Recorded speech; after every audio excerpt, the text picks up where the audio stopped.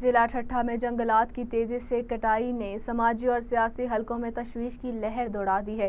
محکمہ جنگلات کے افسران اور بااثر افراد کی مبینہ ملی بھگت سے قیمتی درختوں کا صفایا کیا جا رہا ہے، جس سے نہ صرف قدرتی حسن تباہ ہو رہا ہے بلکہ علاقہ شدید ماحولیاتی خطرات سے بھی دوچار ہے۔ بار بار نشاندہی کے باوجود حکومت سندھ اور وفاقی اداروں کی خاموشی کئی سوالات کو جنم دے رہی ہے۔ ضلع ٹھٹھہ میں قدرت کے انمول اثاثے یعنی جنگلات پر کلہاڑی چلانے کا سلسلہ تھم نہ سکا۔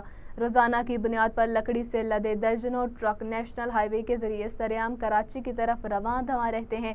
حیرت انگیز طور پر یہ سب کچھ محکمہ جنگلات کے افسران اور بیوروکریسی کی ناک کے نیچے ہو رہا ہے، مگر کوئی انہیں پوچھنے والا نہیں۔ ٹھٹھہ کے ساتھ ساتھ سجاول اور بدین کے علاقے بھی اس غیر قانونی عمل کی وجہ سے شدید موسمیاتی تبدیلیوں کی زد میں ہیں۔